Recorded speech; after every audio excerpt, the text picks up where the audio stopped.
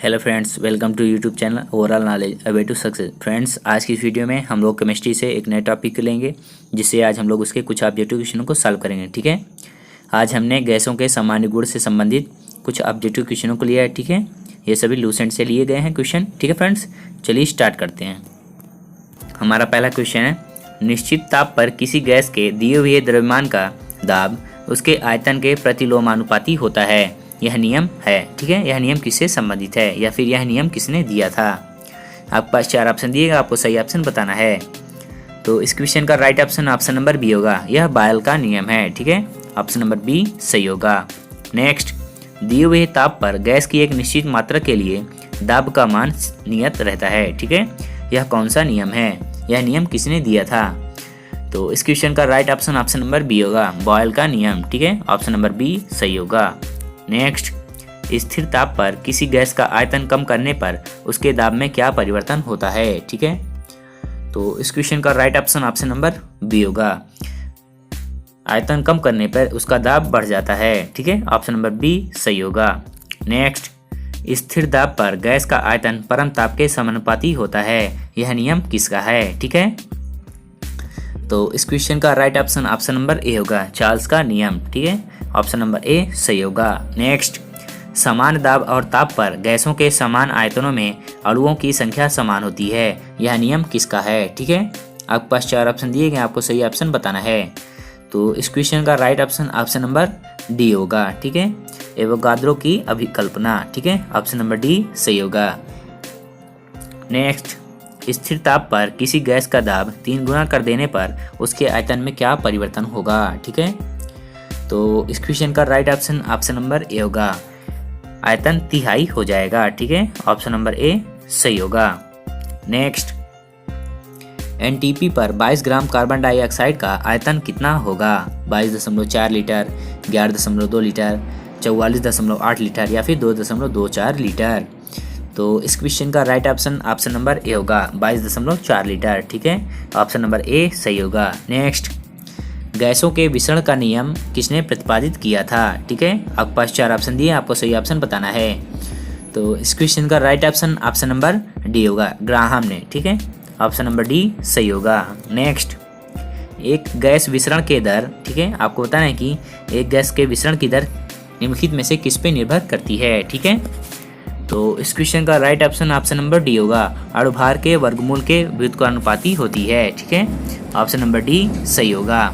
Next, निश्चित ताप और दाब पर विभिन्न गैसों के विसरण के अपेक्षित वेग उनके घनत्व के वर्गमूल के विपरीत अनुपात में होता है। यह नियम किससे संबंधित है? ठीक है, तो इस क्वेश्चन का राइट ऑप्शन नंबर सी होगा, यह ग्राहम का नियम है। ऑप्शन नंबर सी सही होगा। हमारा नेक्स्ट क्वेश्चन है, गैसों की विसरण दरों और उनके घनत्वों में कौन सा संबंध सही है? ठीक है, आपके पास 4 ऑप्शन दिए, आपको सही ऑप्शन बताना है। तो इस क्वेश्चन का राइट ऑप्शन नंबर बी होगा, R1/R2 बराबर रूट में D1/D2। ठीक है, ऑप्शन नंबर बी इसका सही होगा, R1/R2 बराबर रूट में D2/D1। ठीक है, नेक्स्ट, वायु से हल्की गैस कौन सी है? ठीक है, आपको बताना है कि वायु से हल्की गैस कौन सी है। तो इस क्वेश्चन का राइट ऑप्शन नंबर बी होगा, अमोनिया गैस। ठीक है, ऑप्शन नंबर बी सही होगा। नेक्स्ट, वास्तविक गैस किन परिस्थितियों में आदर्श गैस सा व्यवहार करती हैं? ठीक है, तो इस क्वेश्चन का राइट ऑप्शन नंबर बी होगा, निम्न दाब एवं उच्च ताप पे। ठीक है, ऑप्शन नंबर बी इसका सही होगा। नेक्स्ट, किसी कमरे के एक कोने में इत्र की खुली शीशी रख देने से उसकी खुशबू कमरे के सभी भागों में फैल जाती है। इसके पीछे का क्या कारण है? ठीक है, तो इस क्वेश्चन का राइट ऑप्शन नंबर सी होगा, विसरण। ठीक है, ऑप्शन नंबर सी सही होगा। नेक्स्ट, घनत्व में अंतर रहते हुए भी गैसों के पृथ्वी के गुरुत्वाकर्षण में बल के विरुद्ध परस्पर घुल मिल जाने स्वभाव प्रक्रिया को क्या कहा जाता है? ठीक है फ्रेंड्स, यहाँ पे स्वाभाविक प्रक्रिया होगा। ठीक है, यहाँ पे स्वाभाविक प्रक्रिया होगा को क्या कहा जाता है? ठीक है, आपके पास 4 ऑप्शन दिए, आपको सही ऑप्शन बताना है। तो इस क्वेश्चन का राइट ऑप्शन नंबर सी होगा, गैसों का विसरण। ठीक है, ऑप्शन नंबर सी इसका सही होगा।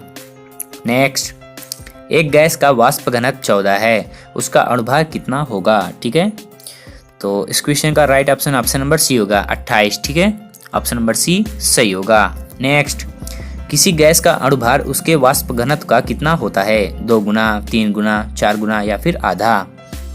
तो इस क्वेश्चन का right option option number A होगा, 2 गुना होता है। ठीक है, ऑप्शन नंबर ए सही होगा। नेक्स्ट, गैसों के विसरण का नियम प्रयोग होता है। ठीक है, आपको इन 4 ऑप्शन में से बताना है कि कौन सा ऑप्शन सही होगा। इस क्वेश्चन का right option option number D होगा। इनमें सभी में हम लोग गैसों के विसरण का नियम प्रयोग करते हैं। नेक्स्ट, कार्बन डाइऑक्साइड के विसरण की गति हवा की अपेक्षा कम होती है, क्योंकि यह हवा से आपको बताना है कि हल्की होती है, भारी होती है, काफ़ी हल्की होती है या फिर काफ़ी भारी होती है। तो इस क्वेश्चन का right option option number B होगा, क्योंकि यह हवा से भारी होती है। ठीक है, ऑप्शन नंबर बी सही होगा। नेक्स्ट, गैसों के विसरण हेतु आवश्यक शर्त है कि उनके बीच रासायनिक प्रतिशतता, ठीक है, संभव हो, संभव ना हो, धीमी हो या फिर तेज हो। आपके पास ये 4 ऑप्शन दिए हैं, आपको सही ऑप्शन बताना है। तो इस क्वेश्चन का right option option number B होगा, संभव ना हो। ठीक है, उनके बीच रासायनिक प्रतिशतता संभव ना हो। हमारा नेक्स्ट क्वेश्चन है, ऑक्सीजन और हाइड्रोजन के विसरण की दर का अनुपात कितना होगा? ठीक है, आपके पास 4 ऑप्शन दिए गए, आपको सही ऑप्शन बताना है। तो इस क्वेश्चन का right option option number A होगा, 1:4। ठीक है, ऑप्शन नंबर ए सही होगा। नेक्स्ट, ताप और दाब की समान अवस्थाओं में विभिन्न गैसों के समान आयतन में किसकी संख्या समान होती है? परमाणु की, अणु की, मूलक की या फिर इलेक्ट्रॉन की?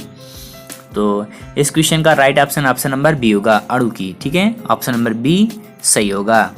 नेक्स्ट, गैसीय समीकरण में पीवी बराबर एनआरटी में आर सूचित करता है। ठीक है, हमें आर का मतलब बताना है।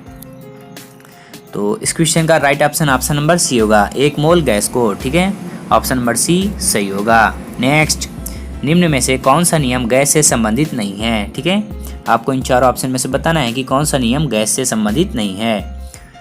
तो इस क्वेश्चन का right option option number D होगा, फैराडे का नियम। ठीक है। नेक्स्ट, किसी गैस को दबाने पर निम्नलिखित में से क्या परिवर्तन होता है? ठीक है, तो इस क्वेश्चन का right option option number C होगा। ठीक है, ऑप्शन नंबर सी इसका सही होगा, दाब तथा तापमान दोनों बढ़ते हैं। ऑप्शन नंबर सी सही होगा। नेक्स्ट, आदर्श गैस की ऊर्जा निर्भर करती है। ठीक है, आपको बताना है कि आदर्श गैस की ऊर्जा किस पे निर्भर करती है। तो इस क्वेश्चन का right option option number D होगा, मोलों की संख्या पे। ठीक है, ऑप्शन नंबर डी सही होगा, मोल की संख्या पे निर्भर करती है। नेक्स्ट, सभी गैसें शून्य आयतन प्राप्त करती हैं जब तापक्रम होता है। ठीक है, यहाँ पे क्वेश्चन में होगा, सभी गैसें शून्य आयतन प्राप्त करती हैं जब तापक्रम होता है। ठीक है, आपके पास 4 ऑप्शन दिए गए हैं, आपको सही ऑप्शन बताना है। तो इस क्वेश्चन का right option option number C होगा, -273 डिग्री सेल्सियस। ठीक है, ऑप्शन नंबर सी सही होगा। नेक्स्ट, परम ताप का मान कितना होता है? ठीक है, आपको बताना है कि परम तापमान का मान कितना होता है। तो इस क्वेश्चन का right option option number B होगा, -273 डिग्री सेल्सियस। ठीक है, -273 डिग्री सेल्सियस। हमारे नेक्स्ट क्वेश्चन है, परम शून्य ताप क्या होता है? ठीक है, आपको बताना है कि एब्सोल्यूट जीरो टेम्परेचर क्या होता है। तो इस क्वेश्चन का right option option number B होगा, सैद्धांतिक रूप से न्यूनतम संभव ताप। ठीक है, ऑप्शन नंबर बी इसका सही होगा। ठीक है फ्रेंड्स, तो ये आज हमने गैसों के सामान्य गुण से जितने भी ऑब्जेक्टिव क्वेश्चन दिए हुए थे सभी को हमने कवर कर लिए हैं। ठीक है, जितने भी ऑब्जेक्टिव क्वेश्चन दिए हुए थे सभी को हमने कवर अप कर लिया है। इसके बाद हम लोग केमिस्ट्री में कोई नया टॉपिक लेंगे जिससे ऑब्जेक्टिव क्वेश्चनों को सॉल्व करेंगे। ठीक है फ्रेंड्स, यदि आप चैनल पर नए हैं तो चैनल को सब्सक्राइब करें और बेल आइकन को प्रेस करें ताकि नोटिफिकेशन सबसे पहले आपके पास जाए, और इस वीडियो को लाइक और शेयर जरूर करें। ठीक है फ्रेंड्स।